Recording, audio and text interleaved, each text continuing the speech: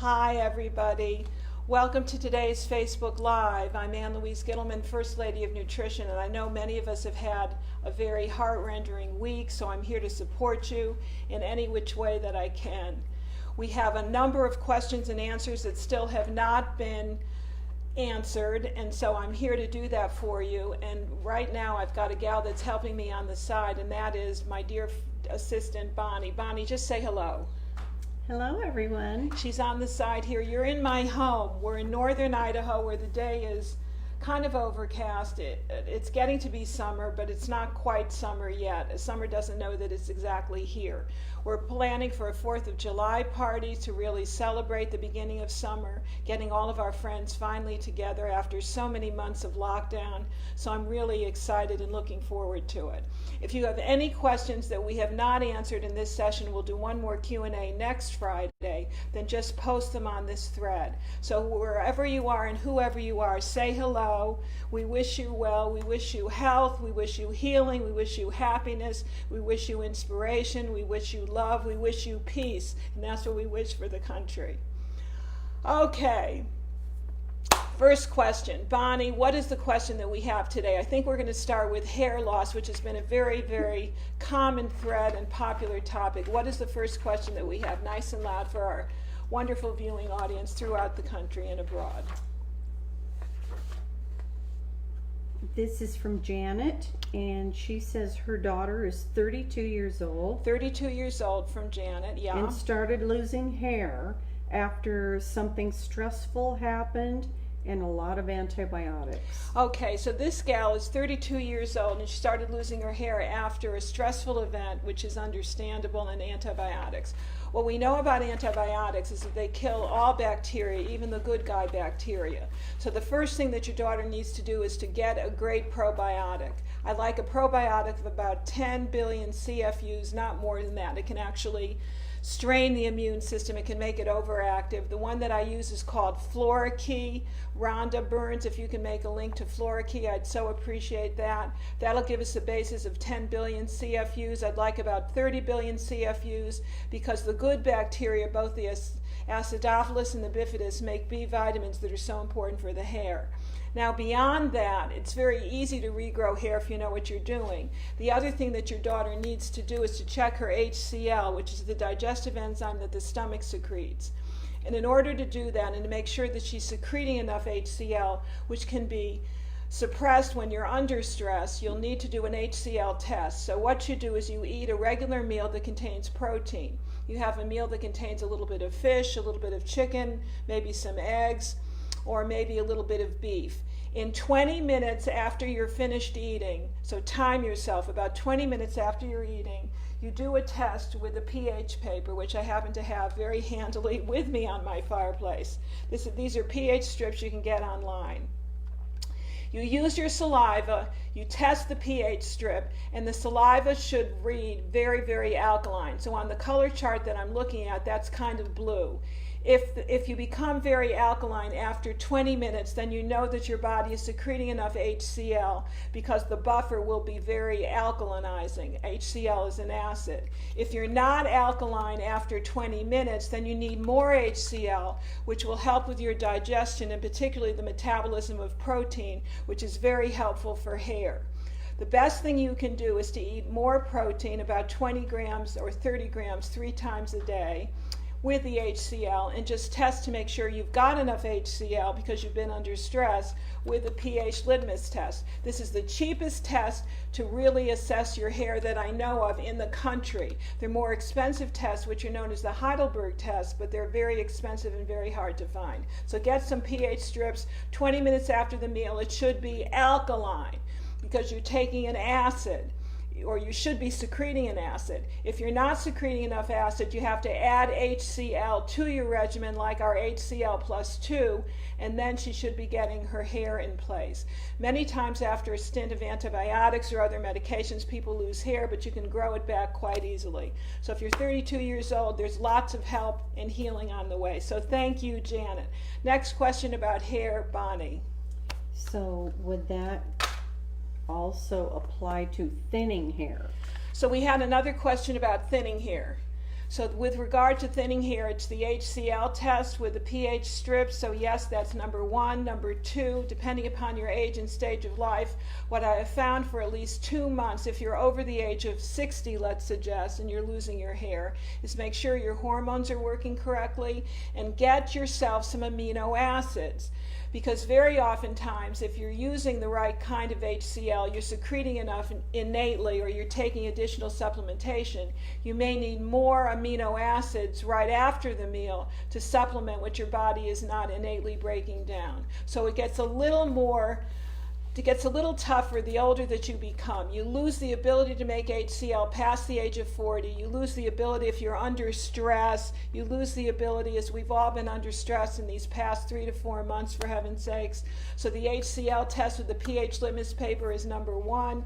Getting more HCl is number two, because it breaks down protein and acid-based minerals. And then number three would be the addition of amino acids. There are great amino acids on the market. They're relatively inexpensive. Go to a health food store, get a Solgar amino acid, 8 or 9 of the most essential ones, and your hair will come back in no time. So there really is help, there is healing, and there is rejuvenation of the hair follicles, and that's all in store for you. So thank you for that hair thinning question. The next question, Miss Bonnie. Moving on to the hormones. Hormones, our favorite topic, hormonal Yes. health. Donna says, I have Hashimoto thyroid disease and I'm taking 100 milligrams of thyroxidine, but I still feel really tired daily. What can I take for better sleep and to get more energy? All right, so we've got a Hashimoto gal, and her name again is? Donna. So Donna has Hashimoto's. Hashimoto's is the most common autoimmune disease in the country these days, and it's just about rampant. The underlying causes are varied. It's not just the Epstein-Barr virus, my good friends. That could be one of the causes. I also see heavy metals as another cause, as I mentioned last week on the other Facebook Live. What I am telling all my people to do, that I have written about in a book called Radical Metabolism. That book is Radical Metabolism. You can find information about it at radicalmetabolism.com. Is that there is a connection with anyone with autoimmune illness, including thyroid issues and the gallbladder and liver. When the gallbladder is not secreting enough bile to break down fats, you lose the ability to break down active T4 into active T3, and it could predispose you to some kind of autoimmune situation or a hypothyroid situation as well. So making sure that your thyroid and your gallbladder are shored up is exceedingly important. That's all in my book, Radical Metabolism, in case you didn't hear it the first time. So that's number one. Number two, we have seen extraordinary results for Hashimoto's with individuals that take at least 2 grams of a good black seed oil. Now that's a very high source of the good omega-6s that are so important for your hair, your skin, and your nails. So if you find a good black seed oil, I'll try to find you the brand that I have used consistently. People find that they heal their Hashimoto's in no time flat. I think there's a strong anti-inflammatory component, and it's exceedingly important to do that for at least 3 to 6 weeks, and you'll see a wonderful change in your antibody levels. So that is what I would suggest for Hashimoto's, and anybody that has a low T4 or a low T3 has to make sure that their inverse T3, that their reverse T3 levels are in normal ranges, or it could show heavy metals, in which case you would take a broken cell chlorella. Next question. Oh, the book, which happens to be here.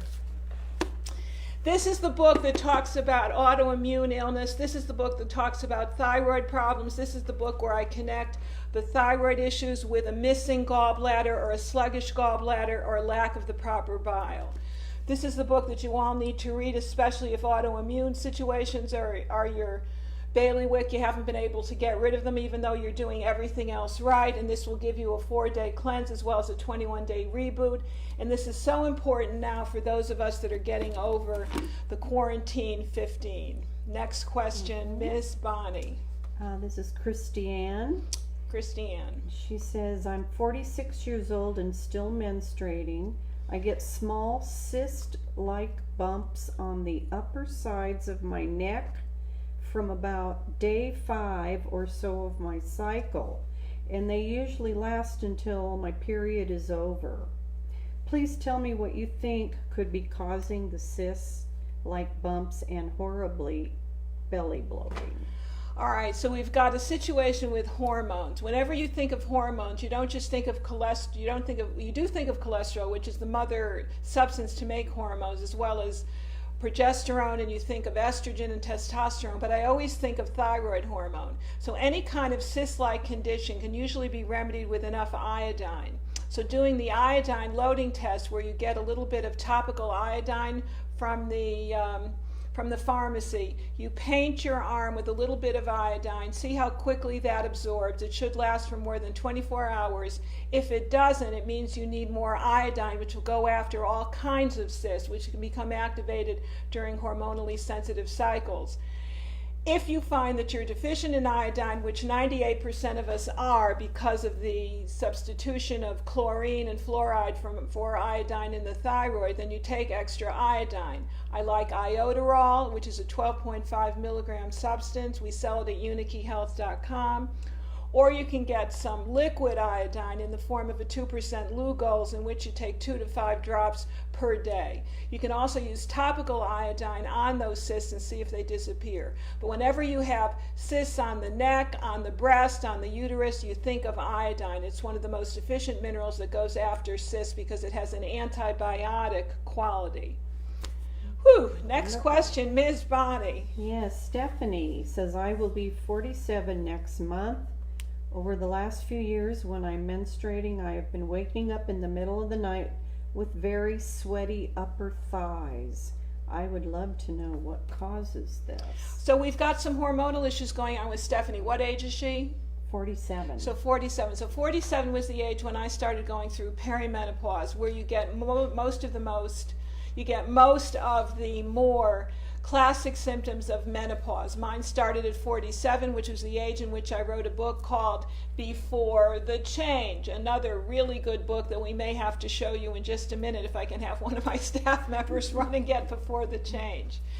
In any event, there are all kinds of things that can happen in the middle of the night because of cortisol surges. So that sounds as if we've got a blood sugar issue that's going on. I would take something before you go to bed to moderate your blood sugar, and that would probably be some fat flush whey protein, maybe a scoop of it in water, or even a little bit of topical progesterone, which we find can really tamp down the hot flashes and the night sweats and any kind of other symptom that causes you to wake up. So you're going to moderate your blood sugar. You're going to get the book Before the Change, which we also have. It was a New York Times bestseller, a terrific book that even Dr. Phil recommended because his wife Robin loved this book on national TV. You'll see some other tips and tricks. But basically, we're going to moderate your blood sugar. We're going to take a little bit of topical progesterone, and we'll go to sleep nice and soundly and understand that we're going through a change, so we have to reduce our stress. Next question, Miss Bonnie. Okay, moving along to heart health. Okay, moving along to heart health. We're going to move right along. Go ahead. Okay, Susie wants to know, I would like to know, please, what should our cholesterol readings be for good health? And if one's readings are considerably high, how do you lower your cholesterol readings for a longer, healthier life? All right, so Susie is asking a question about cholesterol. I don't think you have to worry about cholesterol per se. I really don't think so. I think it is the ratio between your HDLs and triglycerides that is much more conducive to heart issues. So knowing your HDL / over your triglycerides is what you really need to know. Anything above 200, I'm going to say 200 to about 230, 250 should be A-OK. When you're under stress, you make more cholesterol because it's a stress-producing element in your system, and it's also the mother hormone of other hormones. So having anything above 200 to 250, which is what the Europeans consider perfectly normal, I think is healthy. Do not get crazy with lowering your cholesterol, but do get crazy with lowering that HDL / triglyceride ratio. That's what's so key. I'd like to know Susie's triglycerides, actually. That to me is more conducive, because what Bonnie and I have discussed recently is that for women, Triglyceride values are more suggestive as a risk factor for heart incidences rather than cholesterol. So let's look at the triglycerides, which you can easily control by giving up all that wine that so many of you have been enjoying, as well as your fruit juices and excess fruit, including dates, which is being used in many of your paleo and some of your other diet plans, which are exceedingly high in sugar that a lot of us as we get older cannot metabolize. I think that says it all. Yes. Next question, Miss Bonnie. Lori, is there any effective way to remove plaque from the arteries with alternative methods? Okay, because Lori's got some questions about plaque in the arteries. I want you to get some hibiscus tea. There is such a good body of literature about red hibiscus tea, which you take 3 or 4 cups a day to clean out and really scrub the arteries. Now, I did a podcast with Leslie Taylor, who was the first herbalist that told me about the secrets of red hibiscus tea. If you go to my podcast, which are on AnnLouise.com, look up the one that we recently did with Leslie Taylor. She outlines the 10 best Amazonian herbs, of which one is hibiscus tea, which she has used with her husband for over 5 to 10 years to clean up his arteries. So I think you'll find that delicious. It's great when it's cold in this kind of environment as we're getting into the warmer weather. It's a very refreshing tea, and it'll just clean and scrub the interior of your arteries. Now, in addition to that, I want you to give up one food. Now, what food could that be? The worst food for your arteries is cheese. Why is that, you ask? Because in the making of cheese, you make a lot of these advanced glycation end products, which is very deleterious and dangerous to the arteries. One of the ways that I have lowered everybody's heart disease risk is by getting rid of cheese, even the Parmesan cheese, even your goat cheese. So getting rid of cheese can do wonders for your LDLs, your total cholesterol if it's above 250, and it will do wonders for your arteries. So no more cheese. Don't you just love this? Eat chocolate instead. Next question, Miss Bonnie. Tamara wants to know, is there anything I can do to prevent Afib? Tamara wants to know about Afib, which is becoming increasingly common, and it's very disturbing. First of all, get rid of all the Wi-Fi in your house. When you go to bed at night, you turn off your router, which is what we do on a daily basis. We turn off that Wi-Fi router at night because there's some research, there's actually more than some, there's quite a lot of research which seems to indicate that the proliferation of electromagnetic fields has a very toxic effect on the heart, which is an electrical organ similar to the brain. So you reduce your exposure to EMFs. Don't use your cell phone very much. Just check it now and again for messages. If you're speaking on the cell phone, use the speaker function.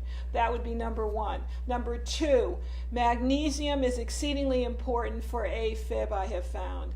5 milligrams per pound of body weight until you have loose bowels. If your bowels are loose at 5 milligrams per pound of body weight, then you reduce it to an absorbable, tolerable amount. Mag-Key would be what I would go with. It reduces your blood pressure, it reduces your blood sugar, and it could help to control your Afib. Woo! Bonnie, next question. Kendra wants to know about relating to high iron levels. She hasn't had a period since age 46, but she wants to know what would cause it. What would cause high iron levels? Mm-hmm. The question that Kendra is asking is what is causing high iron levels? Yes. Okay, so when we menstruate, ladies, we lose iron. But when we stop menstruating, we start to accumulate iron like our male counterparts. And it's a major risk factor for heart disease, problems with the brain, problems with the liver, because iron is a free radical catalyst. So what we need to do is to give blood. That's the healthiest thing you can do to save yourself from heart disease, Alzheimer's, and any other kind of disease of the liver.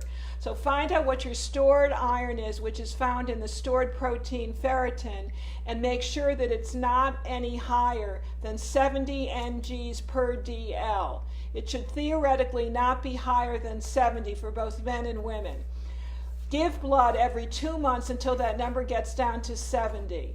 And if you don't know what your number is, go for a blood test. Ask for the ferritin blood test because it's very inexpensive. That'll be very helpful. Getting rid of excess iron will get rid of your brown spots. It'll get rid of your hair loss. It'll get rid of your probable, God forbid, Parkinson's, because there's a connection between iron buildup in Parkinson's and ALS as well as Alzheimer's. So getting rid of the iron and dumping the iron through giving blood or bloodletting, I guess it's called blood donating, not necessarily bloodletting, is the most important thing you can do. If there's nothing else that you've learned today, it's that you should be giving blood. Now they call me every other week because I have a B blood type, so I'm kind of lucky that I get that reminder. But it makes a huge difference when you get your iron levels down. It's one of the ways in which you will extend your life, I guarantee you.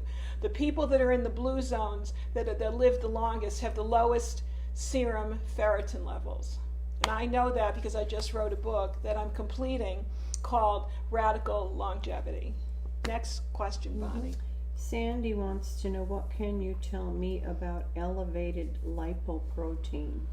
Okay, so Sandy's got, these are all with regard to heart. So she's got elevated lipoprotein A, I would imagine, is what she's talking about, just LDLs. So she's got elevated low-density lipoproteins. What we know about that is it can be congenital, number one. It responds very well to EPA and DHA, which would be very helpful in terms of your super EPA or fish oil. And getting rid of cheese will get rid of those high levels. Now, I know this because I am married to a gentleman who has heart disease runs in his family. We've tried to get his LDL levels down for 10 years, and I know every darn trick in the book. It was only until we got rid of all of his daily cheese, which he was enjoying in a Caesar salad, that the LDL levels went down. So when I say get rid of the cheese, I really mean that. The other things you can do would be to take a combination of the 3 musketeers for the LDL levels. The number one would be the red rice yeast. You take 2 capsules, it's a standardized dose twice a day. Your plant sterols, 2 capsules twice a day, and CoQ10, because this is a natural source of statins, at 300 milligrams a day. So there's all sorts of natural things that you can do. And get yourself tested regularly if you run high LDLs or high ferritin, please. Next question, Miss Bonnie. Okay, moving to EMF questions. Now we're moving to EMF questions, one of my favorites, and I hope we get in some parasite questions today too. Debbie says she uses her cell phone for business daily. So what is the best particle ways to protect myself?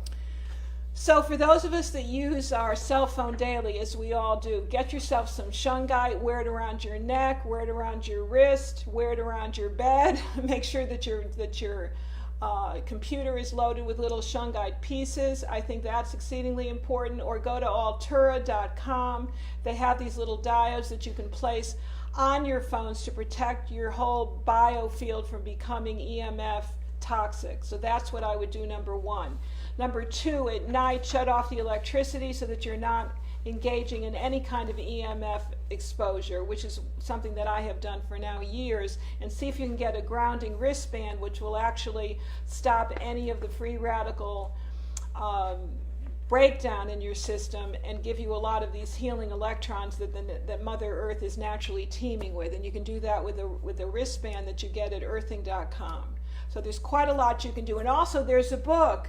I shouldn't forget to tell you the name of that book. It's called Zapped, and that will give you even 1,000 more times. And we're going to run and get to that book because I've written a book on all these topics. The reason I've written a book on all these topics is because of enlightened self-interest. Being as sensitive as I am, I've gone through everything that you're writing about, and I found what works for me and want to share it with you. So it's based on science, it's based on personal health history, and 40 years of consultation. Next question, Miss Bonnie.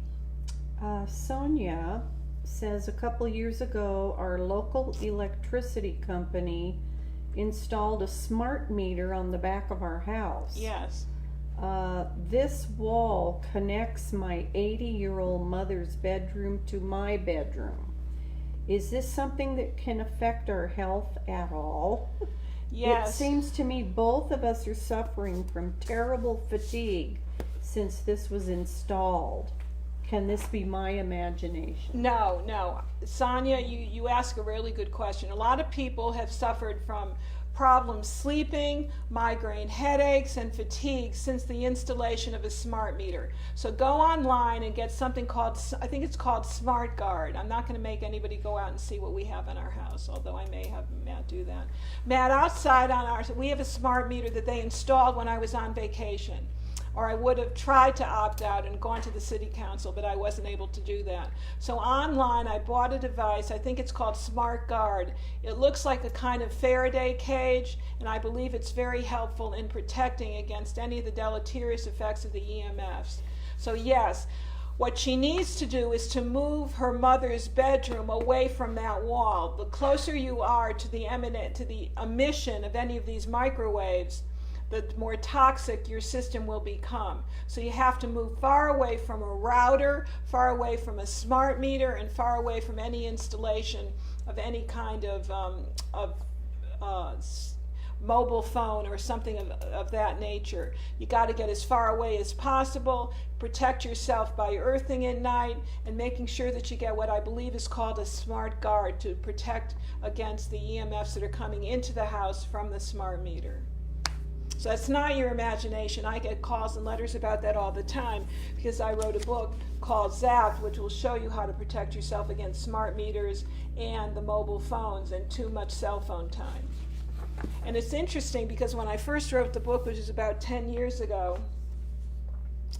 this was too soon. People thought, I've really gone off the deep end. First she writes about fat and about how good fat was. Of course, I've been vindicated. We know that fat is healthy if it's the right kind of fat, and carbohydrates are the bad guy.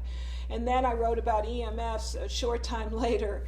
And in any event, the EMF situation is really something we have to deal with, and we're kind of in a biochemical soup here. Your body is an electrical machine. It's not just a biochemical machine. So you're affected, particularly your heart and your brain, by all the EMFs that are surrounding us. So as much as you can, go out to nature, take off your shoes, take off your clothes if you can, get some real sun, but at least put your feet on some concrete, on some sand or Mother Earth to get all of the natural electrons that you should be getting from Mother Earth and Mother Nature. So it's not an easy situation here that we're dealing with, but we have technology that can bring the earthing inside the house. Matt, the name of that? There's no brand name on it. So. No brand name. Earth Guard, and if it's not the right one, I'll get you the right one. Next, please. What test should I ask for on my next well visit blood work order? Who asked that question? No name. Okay, so we've got a question. When you're seeing the doctor, what I would ask for, if you're 50 and above, and even if you're 50 and below, I think what I'd ask for is a complete CBC, complete blood count, where we can see the different kinds of white blood cells that are in your system. I would ask for a ferritin level, because that is a growing concern among many of us that are stockpiling iron and having problems with memory, with arthritis, with the liver, with your hormones, so get a ferritin test. I would also get a complete cardiac profile just to rule out any problems with your LDL levels and any congenital issues you have, and a diabetes panel so we can see your A1C. That basically is what I would do, and use those numbers as a baseline, and then within a year or two just follow those up depending upon what your levels are. And if any of you want to post now and again what your levels are on this particular thread, we'll look at it from time to time, and I'll tell you what ideally is considered healthy, not the median level or the average level of a sick population. Bonnie, next question. Sarah would like to know, what is cream of tartar used for, and how do you use it? So, cream of tartar. Cream of tartar is an old-fashioned blood cleanser. It's used to protect against radiation. There's a lot of cesium-137 that comes into the environment from Fukushima, and if you live near a nuclear power plant. So you put a teeny bit, because it's a high source of potassium, which counteracts the cesium. You put a teeny bit in your water or in your smoothie, and it will clean the blood and give you more potassium. I truly adore that because it's inexpensive and you can protect your system against all of the radiation that's coming from some of the nuclear explosions that we've had. You see, we're still Nobody's talking about it. We're now talking about the EMS from your cell phone, which we were never talking about 10 years ago, but there's still a lot of radiation that comes from the nuclear plants. Let's take 3 more questions, make them good ones. Really good ones, Bonnie. I had Really good ones. H. pylori bug. Oh, H. pylori, okay. What are the things you can do to keep it at bay and keep it away? H. pylori, one of the easiest things you can do for H. pylori is get some pine nut oil, which I talk about in this wonderful book, Radical Metabolism. Why do I talk about pine nut oil? Because it can start to heal the gut from the inside out. So get a Siberian pine nut oil. You can get it online. 1 or 2 bottles is all you need. It may be a tad pricey. I can't help that, but it's a lot less expensive than taking a medication, and it will start to heal the H. pylori. You take 1 teaspoon 3 times a day, 20 to 30 minutes before meals. And that's what you would do for at least 3 to 4 weeks. And voila, your H. pylori is modified and healed. That's an easy peasy piece of information. Bonnie. Kelly says, for supplements, what are the top 5 supplements you would recommend? So Kelly wants to know the top 5 supplements. Number 1 is magnesium, because we're so stressed in this environment and it's involved with 350 processes in the body. I love Mag Key because I helped to create it because I needed it so much. Mag Key would be number 1. Number 2 would probably be a supplement like a female multi that's copper free. As we get older, we need less copper, not more. It's one of the only copper free supplements I've seen on the market. So the female multi would be number 2. Number 3 would be GLA, because you don't get enough in the diet. You need it for your skin, hair, and nails, and to prevent morning stiffness. Number 4 would probably be the adrenal formula, because we're all so darn stressed with all the EMFs and everything else that we're going through. And number 5, last but not least, is something for the brain called Ultra H3, which has at least 200 to 300 milligrams of benfotiamine, which is also good for diabetes. So that's my top 5, and I hope Rhonda got all that down to kind of give you the links. Next and last question before I tell you some other news. Trish says, how often do you use the Silver Excelsior? I personally use Silver Excelsior, which is very important as an antibiotic, a natural antibiotic, an antiviral, an antifungal, an antiparasitic. I use it as a mouthwash. I use it to put a little bit on my toothbrush so I don't have to, get a new toothbrush every month. And I use it in my saline wash to go through the nostrils to clear up any sinus issues, which I'm prone to since living in Idaho. So I use it on a daily basis. Now, there were no particular parasite issues in this particular run-through, am I correct? Bonnie? No? Okay, so I want everybody to hear that there weren't. So I want to tell you something that I did. I have a wonderful personal chef, and she gained a little weight, and I said to her, I think we should do a parasite cleanse to kind of clean you up and clean you out because you're so happy, you're so beautiful, you're a little tired. So I put her on the Para-Key and the Verma Plus, but I did it with the milk diet. And the milk diet is an 8-day diet that I learned from my Dr. Parcells over 40 years ago, who taught me that milk is the perfect food to get worms out of their hiding places in the gut, because the worms like to hide under a window pane of mucus far in the gut lining. So the milk acts as worm bait. You take a cup of milk every 2 hours until 6 cups are taken a day, plus a capsule of Para-Key. In the morning, you take a natural herbal laxative to make sure that your bowels are moving, something like Super GI Cleanse with a little bit of honey.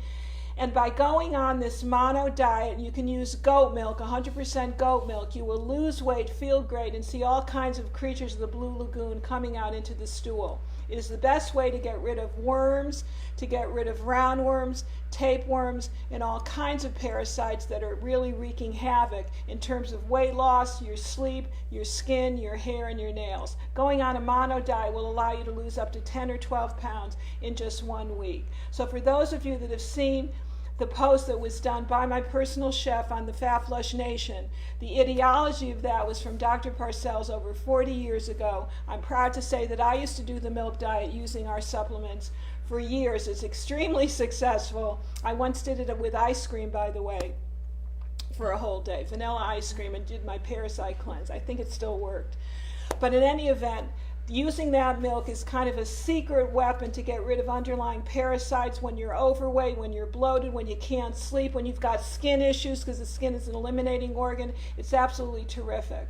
Now, for those of you that don't know, I have 2 Facebook groups. One of them is the Fat Flush Nation, and the other one is the Radical Metabolism Revolution. Next Friday, we're going to be doing a Facebook on the Radical Metabolism Revolution on the gallbladder and all of the ways in which the gallbladder can be affecting your system, with a connection between sciatica, between ear ringing, deafness, as well as problems with limping and constipation. So the gallbladder is going to be our focus next Friday. I want to thank you so much. I wish you a great week. Goodbye.